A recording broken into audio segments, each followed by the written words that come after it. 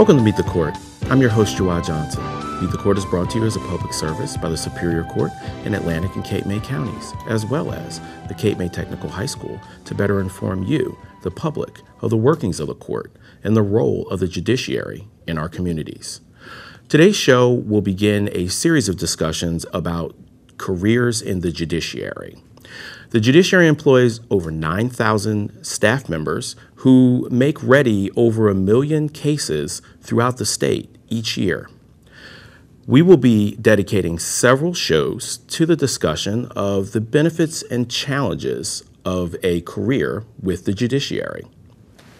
Here to start our conversation, our panel of guests, all court executives in the Atlantic County Superior Court. Shira Bland, Assistant Chief Probation Officer, Chris Coos, Assistant Civil Division Manager, and Melissa McGee, Assistant Criminal Division Manager. Welcome to our program. Thank you for having us.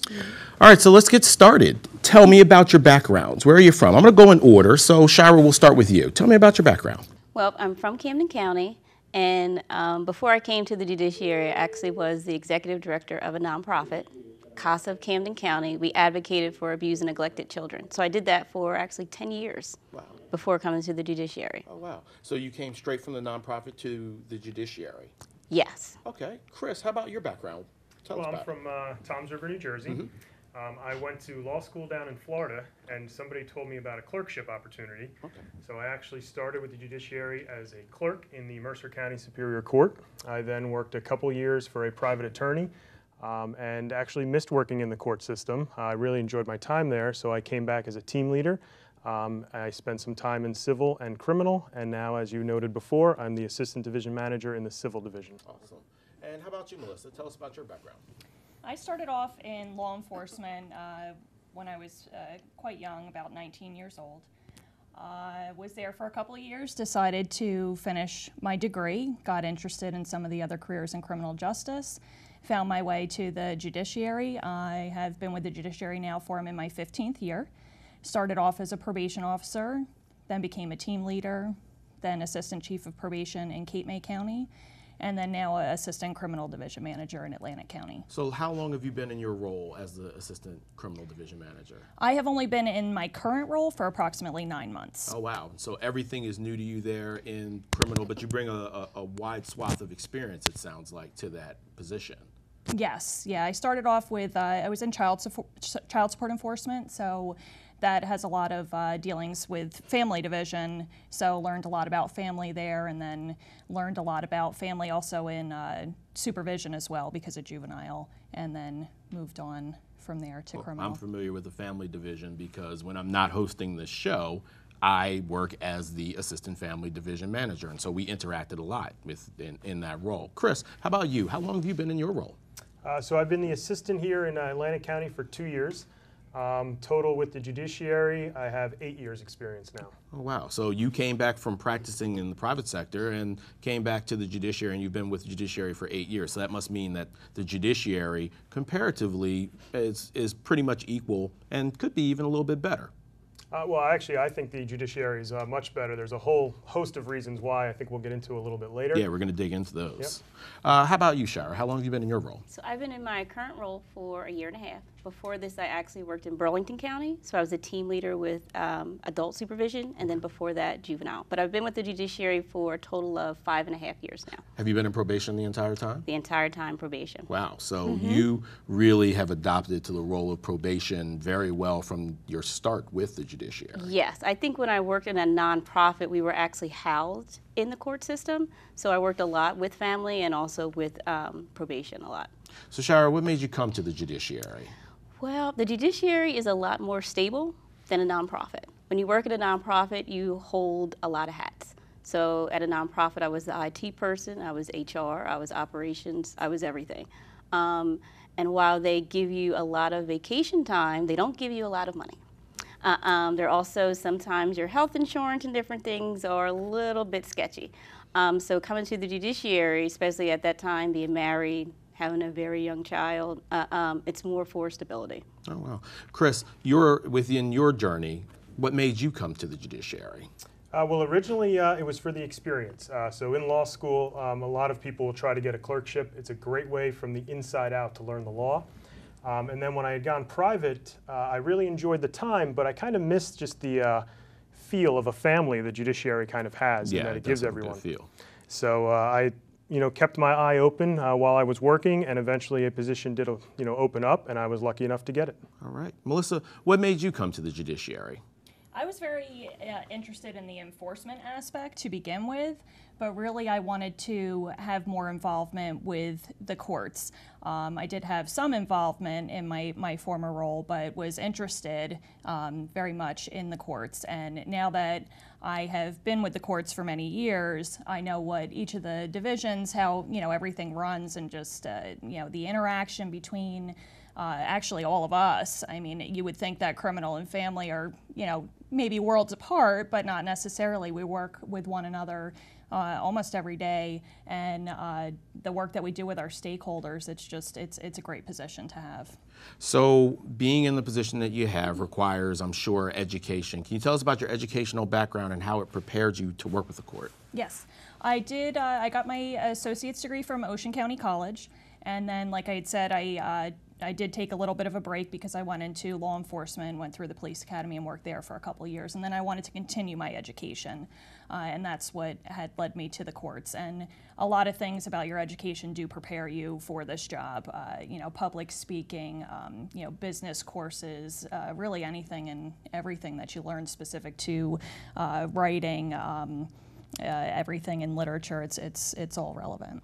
Chris, you're a lawyer. You went to law school. Tell us about how your education prepared you for a role in the judiciary. I think law school was a great segue into this career. I was able to learn, a lot about a background of, different things like contracts and how they work. In the civil division, we handle a lot of contracts. We do small claims and special civil part. Small claims matters, people are very familiar with because they watch, People's Court on TV. But at the end of the day, a lot of those issues, especially landlord-tenant, come down to contracts. And I, just learned a lot in law school about, the actual elements of those, and it gave me a great background that really comes up almost every day. Shira, maybe about a minute, but tell me about your educational background and how that prepared you for where we are. Well, I have a bachelor's degree from Monmouth University in criminal justice, and then I went to St. Joe's and got a master's degree in criminology. So I would probably say the best thing that prepared me was an internship, because I did an internship with the Public Defender's Office and with being an investigator. So that really prepared me to work with the court system. This is Meet the Court. I'm your host, Jawad Johnson. We'll be back with our guests after this message.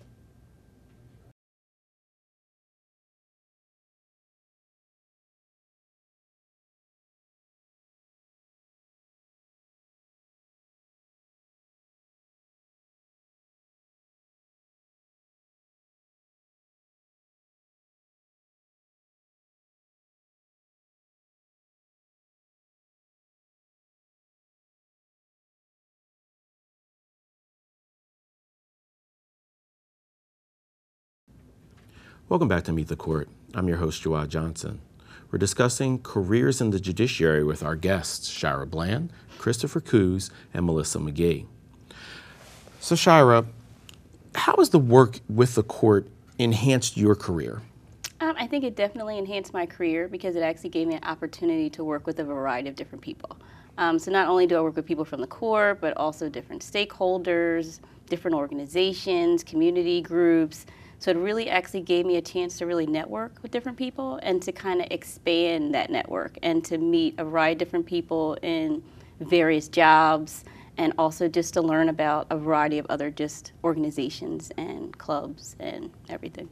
Chris, you switched careers, no longer able to practice law while working with the court. So how has the work of the court enhanced your career? Surprisingly, I think a lot of people kind of take the feel that, oh, you're out of the law, so you're probably not, handling or up to date on things. But it's actually the opposite. Working here, we're able to review all of the cases that come out, and we're routinely working with the judges to make decisions on cases that are currently pending. So it's really given me a whole nother aspect of being part of the law, and I've really enjoyed it, and I think it's enhanced just my knowledge, and the ability to continually learn has been a fantastic opportunity. Melissa, you've been in a variety of different divisions within the Superior Court. How would you say that the work of the court has enhanced your career? I have had the extraordinary opportunity of working in all three of the courthouses in the vicinage, starting in Atlantic, then Cape May, and then now Mays Landing. And each and every single move has improved my knowledge, enhanced my relationships with stakeholders, and also internal customers. But it's great because you get to learn different ideas from all different people. So one thing that maybe we did in Cape May, for example, now we can implement something that's similar in Mays Landing that helps benefit us there.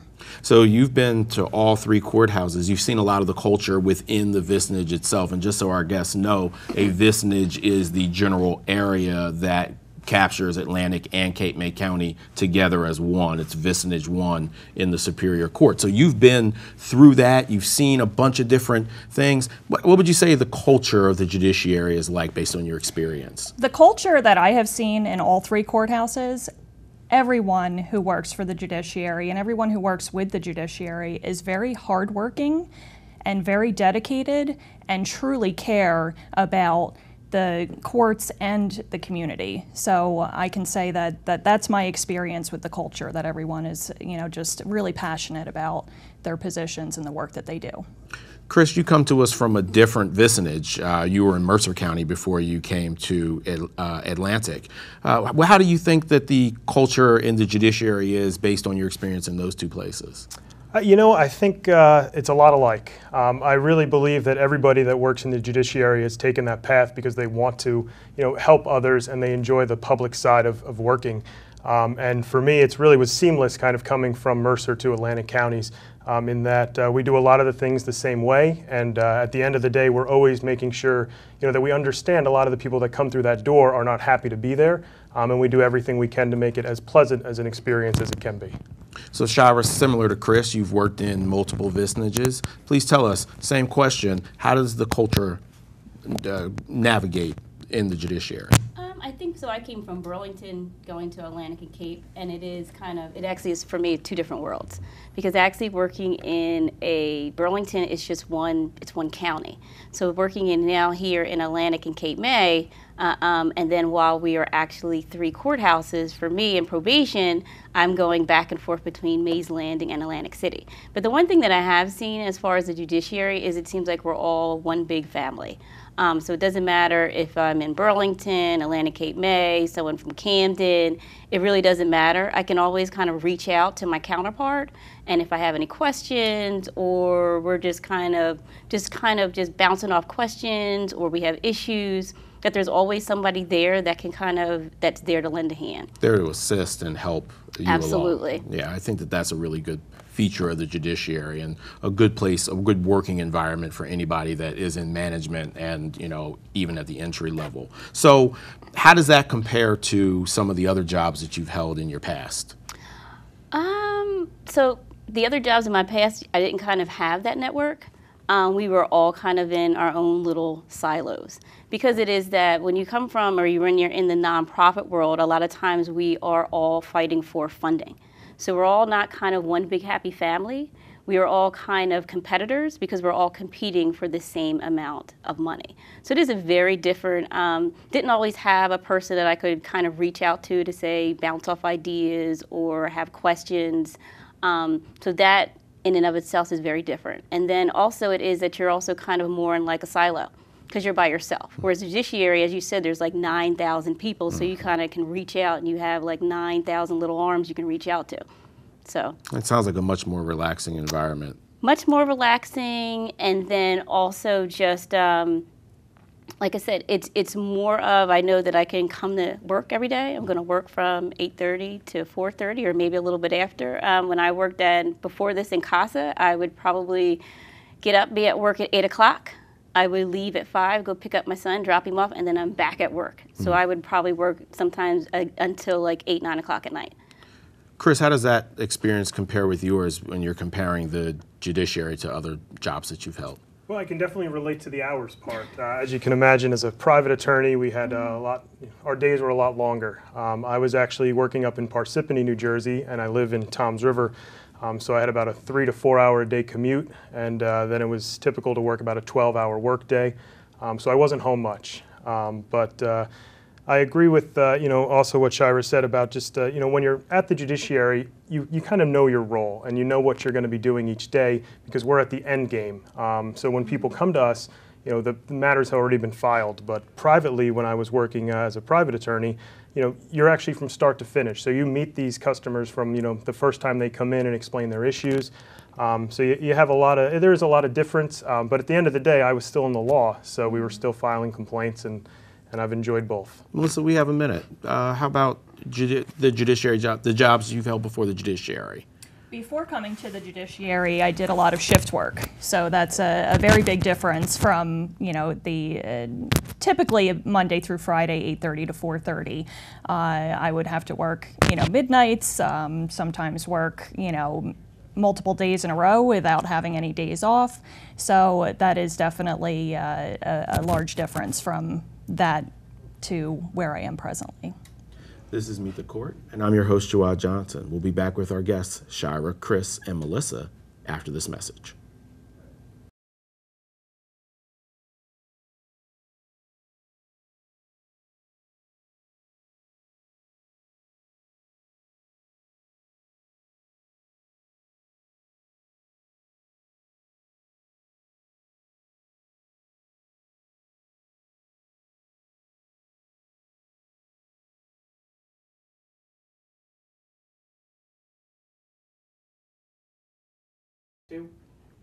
Welcome back to Meet the Court. I'm your host, Jawad Johnson. We're discussing judiciary careers with our guests, Shira Bland, Christopher Coos, and Melissa McGee.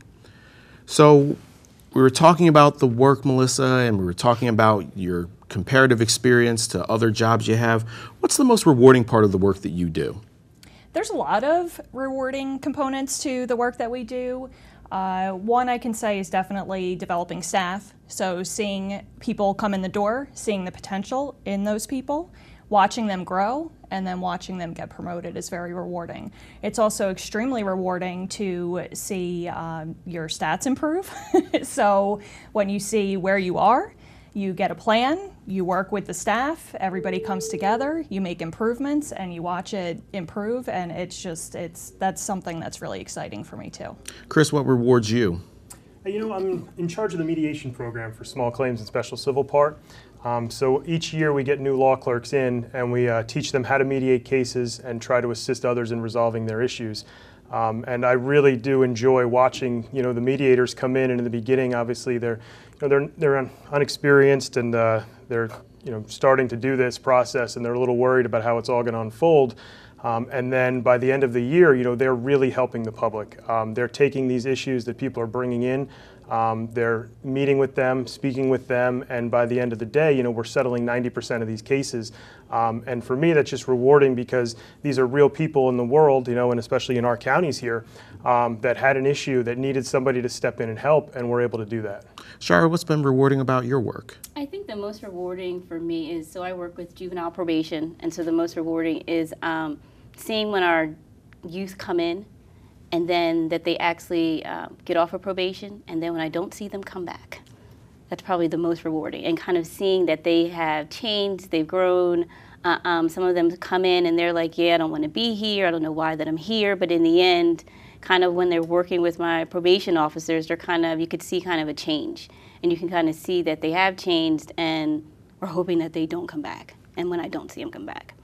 So what improvements or changes have you seen that have made you most excited in your role as Assistant Chief Probation? Well, for me, in probation right now, it's an exciting time because we are doing a whole big shift. So the whole kind of philosophy of probation is changing. We're going back to being more, instead of being kind of force or kind of like law enforcement, we're kind of adding kind of a little bit of a social work aspect to it.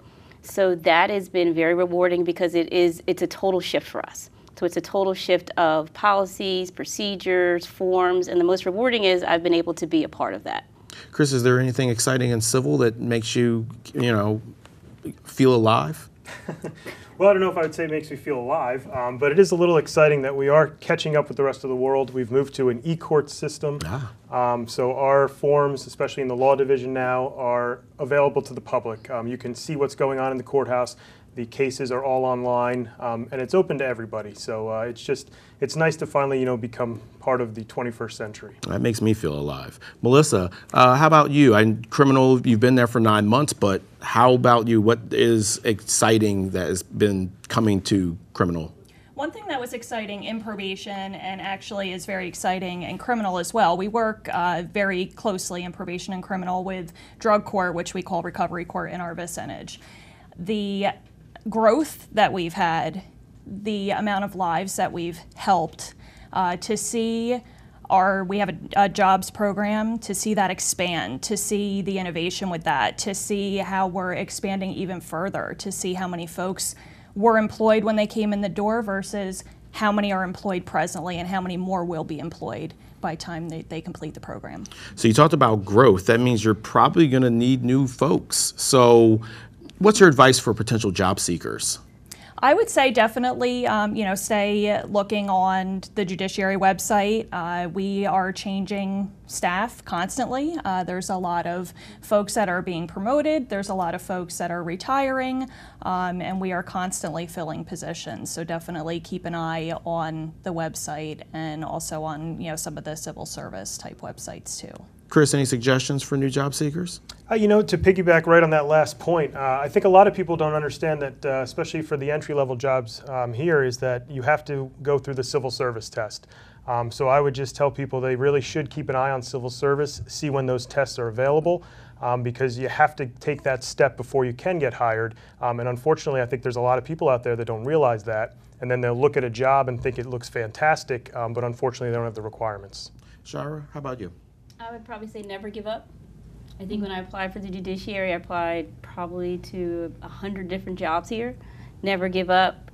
Keep pushing, keep trying. That if you don't first get an interview the first time, just keep applying. Because, right now in the market and trying to find a job is kind of hard. So you really have to kind of make yourself kind of unique, kind of put little things in your resume to kind of make you stand out, and just keep pushing. All right, so they took your excellent advice and they got the job. So what advice do you have for them as new court employees? Pay attention, make sure that they're listening, and make sure that they brush up on their writing skills. I know a lot of people might not think this, but when you're in the Judiciary, we do a lot of writing, a lot of reports, a lot of just a lot of writing. For me in probation, they do a lot of violations of probation, petitions, different things like that. And so to make sure that they are doing that, and then also always remember that probably the most constant thing is change, that what you start in doing might not be what you end up doing. Chris, what about advice? I would say take the opportunity to learn. There's so many jobs where you're doing something very specific here, but you're part of a bigger picture. And I think the more that you take the time to learn, what you do and how that moves to the next level, really will give you an understanding of how the whole system works. And then when you're looking to be promoted and look for a promotion, you'll just have that little edge because you're going to know what that next step does. Melissa? I would say very similar to what Shira and Chris said, but definitely work hard. Listen to the mentorship of your supervisors, your managers. Try to take in as much as you possibly can. Everything and anything is relevant. So if you see a training in about another division, try to learn about that. If you want to learn something about even anything in your division that's a little bit different, definitely take the opportunity to do that if you can. We are just about out of time. I'd like to thank our guests for joining us today on Meet the Court, and I'd like to thank you, our audience, for tuning in. This is Jawad Johnson. Goodbye for now.